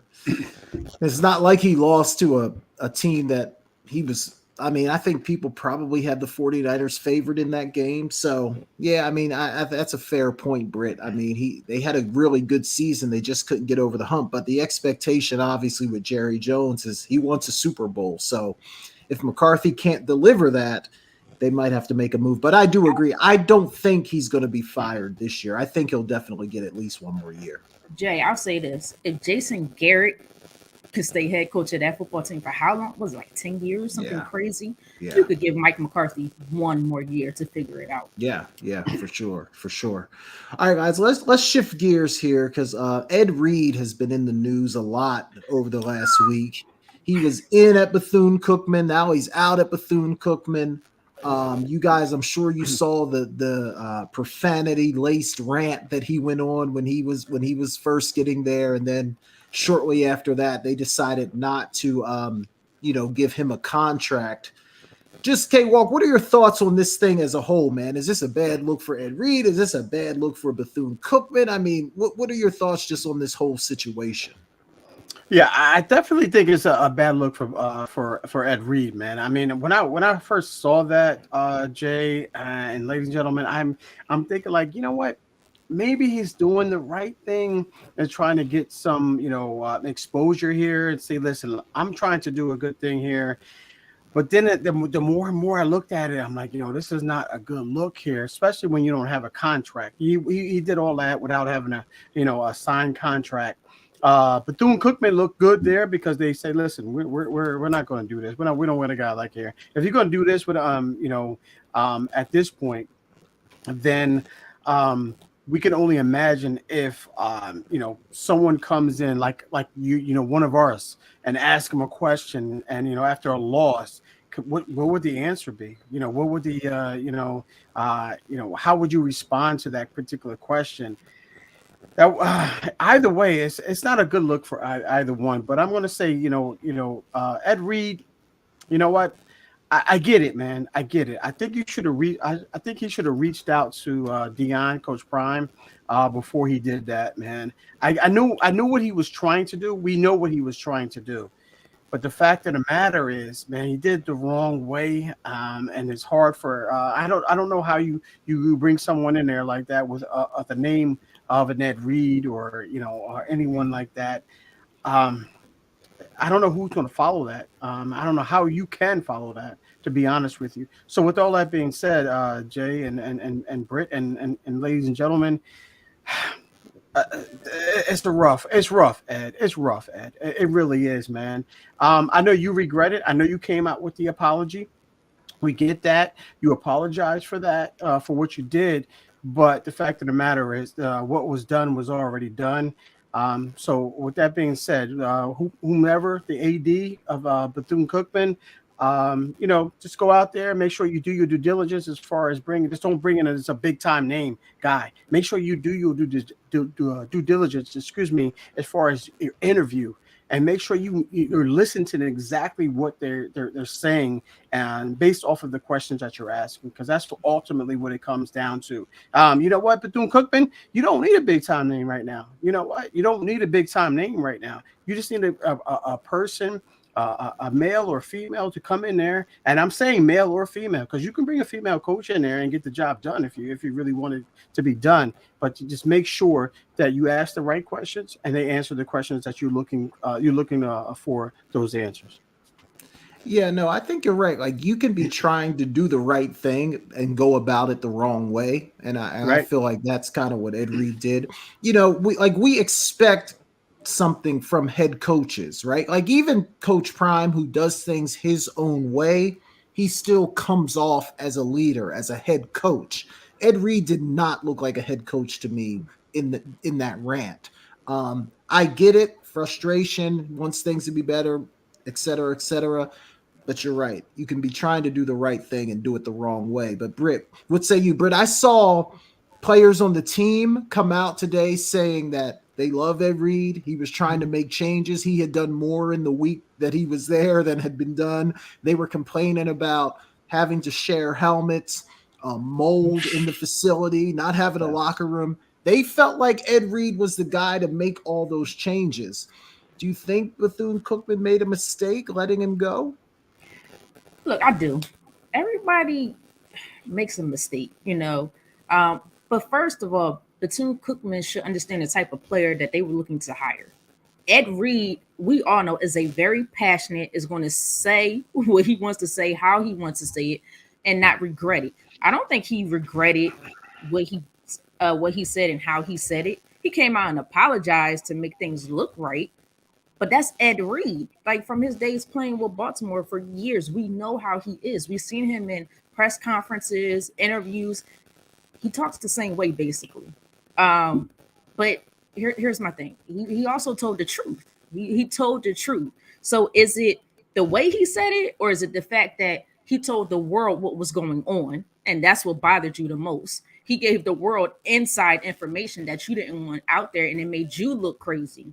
Because my understanding, if you're looking to hire somebody and he goes there, the number one sign of disrespect, if I come in my office and it's not clean, it's dirty, you got trash all over the place, are you really looking to hire somebody of quality? Like, that's making, and then he's coming in making changes without having a contract.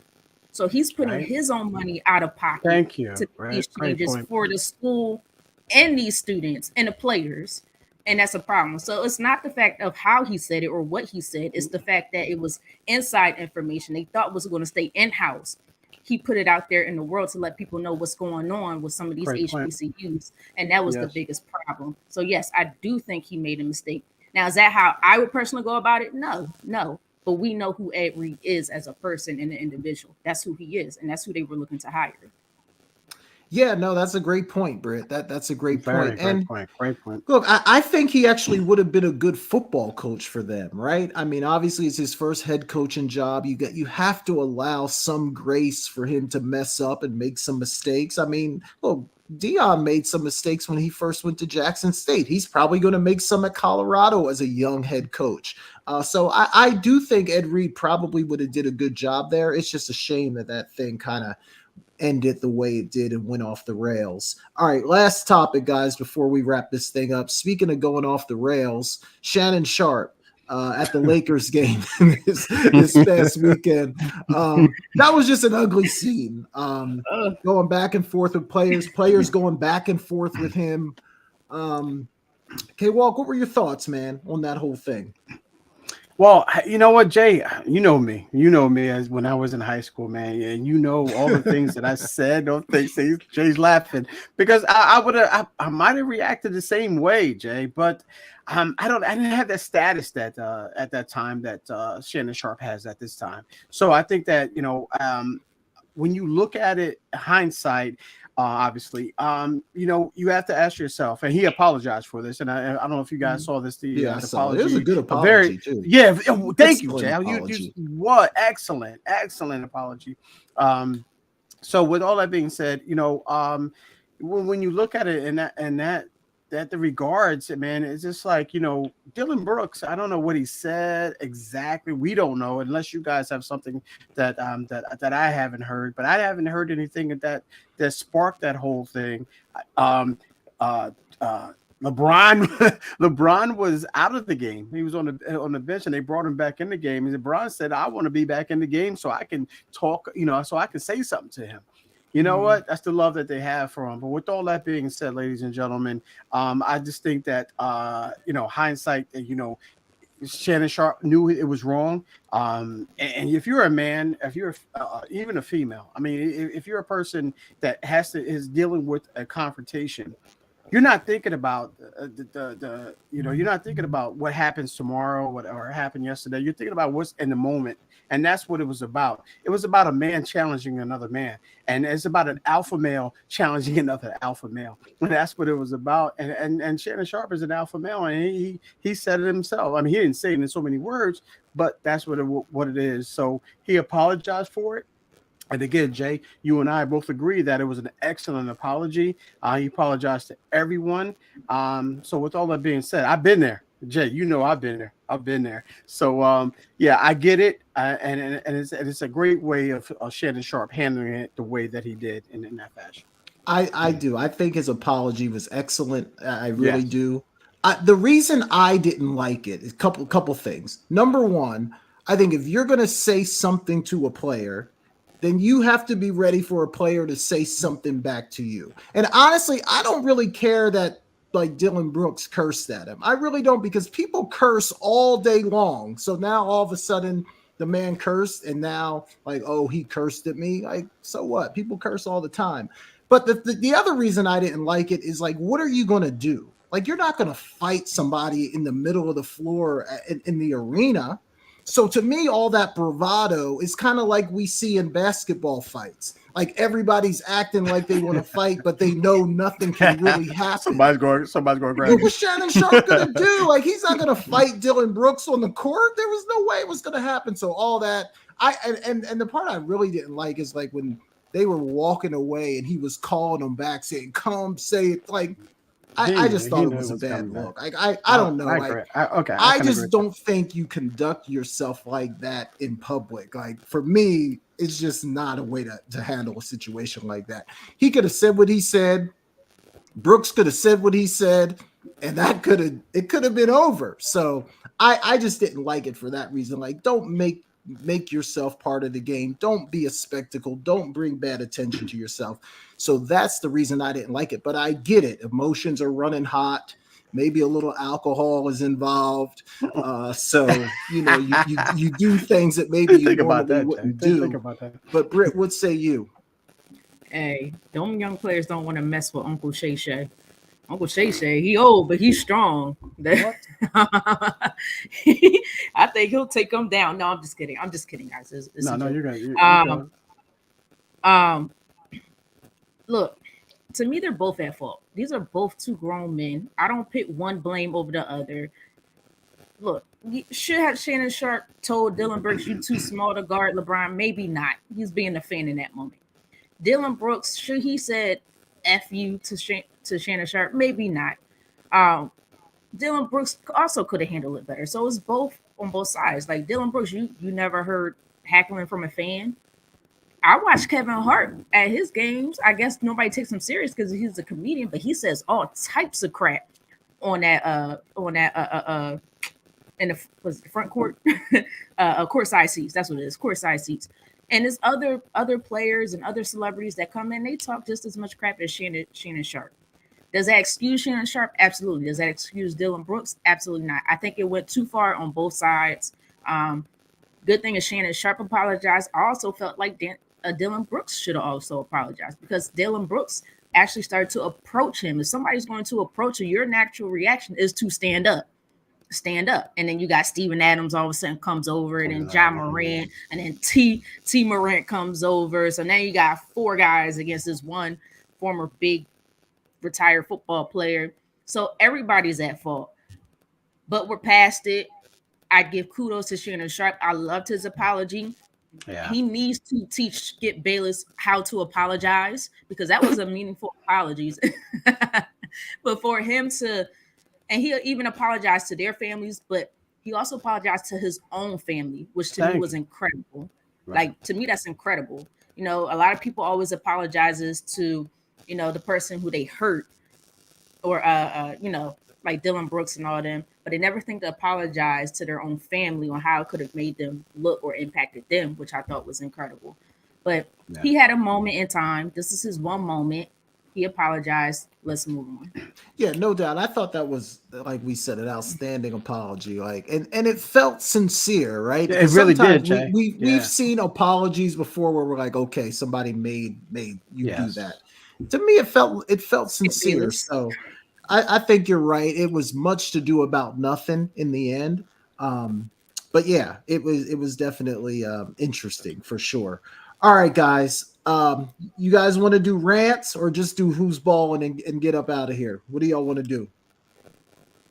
We can do either way. We can do either.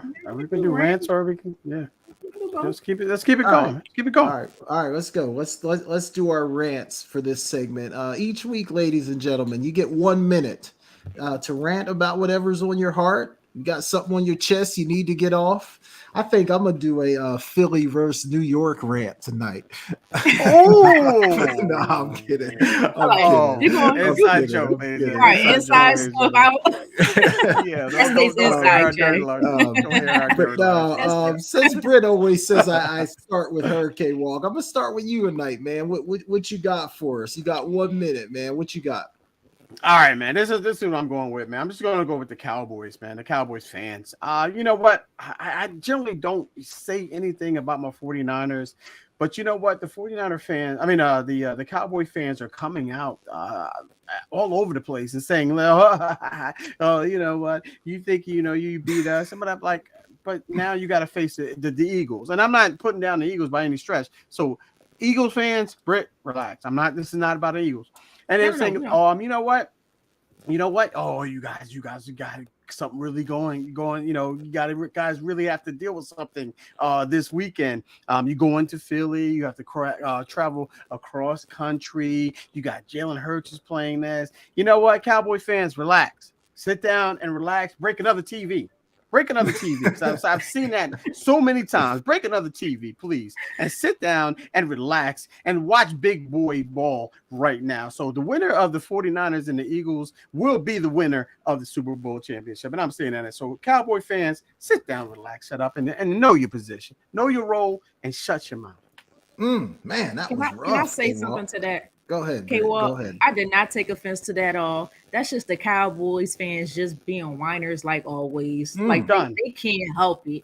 See, they not all of a sudden now they rooting for us. We're the biggest rivalry in like the league. Get out of here. Man, you can't listen to that. Don't listen to that 49ers fans. Don't listen to that Eagles fans. That was rough, man. It's about to be two teams against one now.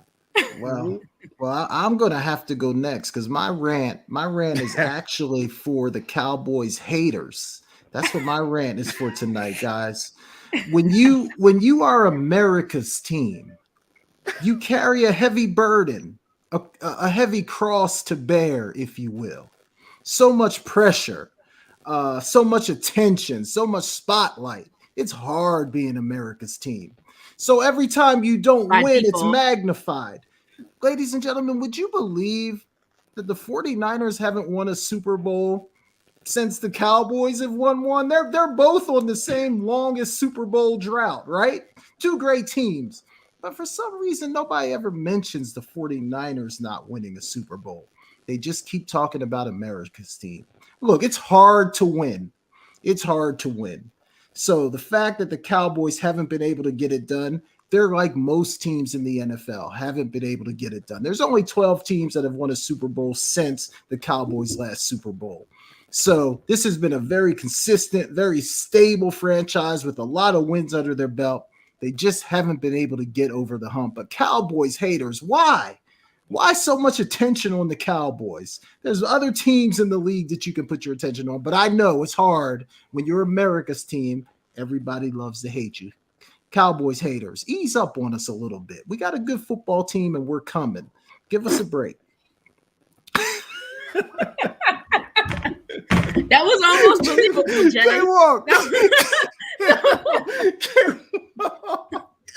K-Walk was trying to hold that in. What? Yeah, really was. That was almost believable, right? K-Walk? Okay. Almost believable. Not quite there, though. Oh, man, K-Walk. All right, I'm done. Oh, man. Not quite there, right, K-Walk? Not yet, Jay. I'm sorry. You got some work to do on that one. All right, Britt. Take it away. Good look, guys. I don't even know if I have a good rant tonight. Y'all took the cape on this one, to be honest with you. Look, I'm gonna just say, let's go Eagles. Let's hopefully we get this W. I ain't got no rant. This is gonna be a close one. I'm gonna leave it at that. Let's go Eagles. EAGLES. Eagles. They're gonna be like, that was the weakest Eagles team ever. That's okay. But I'm gonna go with that one tonight. I'm a little nervous. I'm getting a little nervous, so I ain't got to get that in now. You got to get that in now because next week you might not be able to. So you got to get that in now. So you know what? Now, rewind. No, Britt, it's okay. We got a couple minutes. It's okay, Britt. I'm coming at Jay. Because first of all, you just attacked the 49ers. So I know K-Ross. Hopefully I got him at least on my team for a little bit tonight.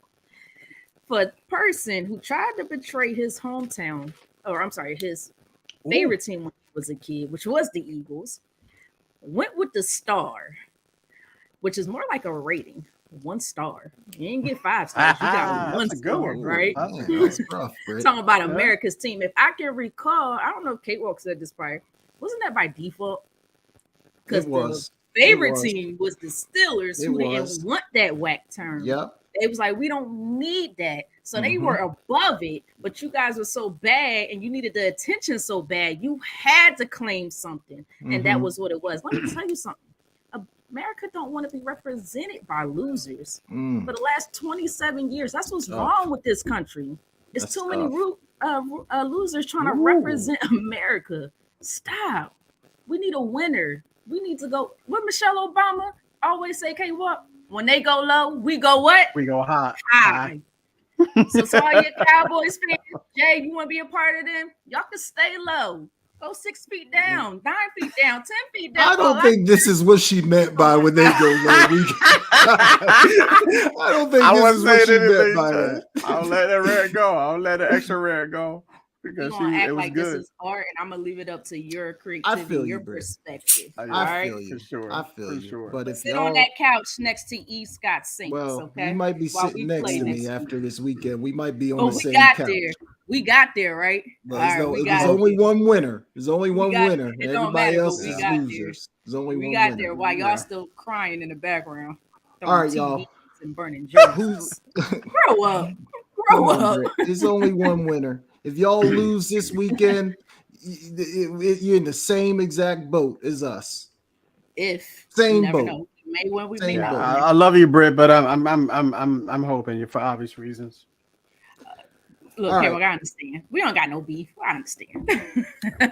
Let's do who's balling and get out of here. All right. I'm gonna go first this week. This is gonna surprise Britt, but my who's balling is actually the Philadelphia Eagles. You got to give them a lot of credit, man. The way they went out and just dominated the Giants over the weekend, completely overwhelmed them. You know, when you're watching Red Zone all throughout the season, you don't really get a chance to watch teams fully. In these last couple of weeks of watching the Eagles, they are just an absolute complete football team, top to bottom. Jalen Hurts has been outstanding all year long. I mean, the Eagles do deserve a lot of credit. I joke about the Eagles. I'm joking with Britt, obviously, but the Eagles have a fantastic football team. They deserve a lot of credit. So the Eagles, ladies and gentlemen, have been absolutely balling. K-Walk, who you got? Yeah, I'm going to go a different route. I'm going to go my North Carolina Tar Heels, man. I know they're not ranked right now. Men's basketball team, North Carolina men's basketball team here. They won 3 in a row. They won the last last 5 out of 6. Nance is back right now. They got Syracuse tonight. They were 15 minutes away from winning the or 15 or 34 seconds from winning the national championship last year, to Kansas. So I like these guys. They got Boston College tonight, so it's going to be Syracuse tonight. So I'm going to say they're balling, man. They're balling at the right time. We know that, the March Madness is right around the corner. So I'm going to give a shout out to Hubert Davis and the University of North Carolina's men's basketball team. They are absolutely balling at the right time. Nice. Good stuff there, K-Walk. Britt, you want to show some love to the Cowboys in this segment? Jay, you've been funny all night with that Cowboys stuff. I'm just waiting for you to finally select a new team. And I seen the Mrs. Collins tried to have you back for a while, but I'm hoping she left that. I hope she left that. But no. I gotta give it up. I'm hoping these days are coming back, but the Temple Owls.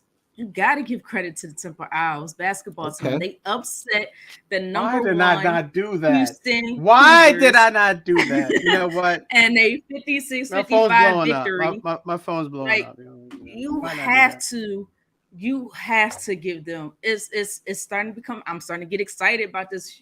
This is one of my favorite basketball college teams. Aaron McKee. I had to leave him for a while and go to Villanova, but hopefully I could come back. I'm hoping they could bring those John Chaney days back because he is like Philadelphia through and through. Even if he's not from there, but he's Philadelphia through and through. We love him. But that was an incredible victory. Incredible victory. They actually having a good year. I think they're 12-9 overall, but 6-2 in their conference. 13-6. They're 13-6. But they were 12-9. You talking about Temple? Temple, okay, right? I could be wrong. Yeah, I could be wrong. Go ahead. I'm sorry. I'm gonna have to relook it up, make second guess myself. But no, But hopefully they can continue this trend and keep growing and get back to the good old days. I miss those good old days. So that's can I just say this right now? Can I just say this, Britt? I mean, and Jay, and for the listeners, T's for Temple U University. We'll fight for the cherry and the white. For the cherry and the white, we'll fight. Great stuff, Britt. Sorry. Hey, we had 2 songs tonight. Britt led us off and K-Walk closed us out. That was good. Jay, he might be mad when I say this, but he might be more Philadelphia than I thought he was. Right. I have to bleed it. I went there. I have to bleed it. All right. K-Walk, man, tell the people where to find you. They'll be looking for you on social media. How can they find you? Where can they follow you at? And we know what you're looking forward to this weekend, but if there's anything else, talk to us. For sure. Bang, bang on the gang. Go Niners, man. Well, you can find me at, you know what, guys? I have a show on Wednesday nights. It's Sports Talk with K-Walk and E. Scott on Never Had It So Good Sports Radio. Look on it on Spotify for Never Had It So Good Sports Media. And then look up Sports Talk with K-Walk and E. Scott. Also, I have a great show coming up on Friday night on sports on Never Had It So Good Sports Radio. We have a great show coming up this week, and it's all about PTSD. Check that out. It's called K World. So check that out. We have a great showing there. Also, want to shout out to my man E. Scott for giving me this awesome jersey. It's a 49ers replica jersey of Ronnie Lott. He gave that to me sweet. As man, it's awesome, man. It's awesome as a Christmas gift. So shout out to E. Scott as well. But that's what you can catch me at this week, guys, and on Twitter at Kevin Walker 142, and then on Instagram KevinWalker.72 as well. All right, good stuff, K-Walk. Britt, where can the people find you, and what's going on with you this week and this weekend? You can find me on Instagram, TikTok, Twitter at Britne Monique. It's right there on the screen. In case you don't know how to spell it, it's right there. This weekend, it's Eagles versus 49ers. So let's go Eagles. EAGLES, Eagles. I had to say it quick, guys.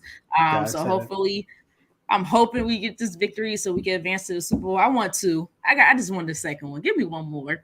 We waited too long. We got the first one. Let's just get one more, please. They got enough. Them 49ers they got enough. They got 5. We need one more. Like you said, it's been too long. We need one more. It's been too long. We need one more. They got too many too. They don't need more. We got some catching up to do. But I'll be looking forward to that. Right now, I'm watching this Boston-Miami game, the basketball. Boston is up 66-52. It was a good game until Boston kind of took over. But hopefully the Miami Heat can make it a game again. But just football. It's all about football this weekend. That's what I'm looking forward to. Yeah, good stuff. Hey, next time we get together, one of you guys is going to the Super Bowl, so that's going to be a lot of fun for somebody. One of us is not going to be on this.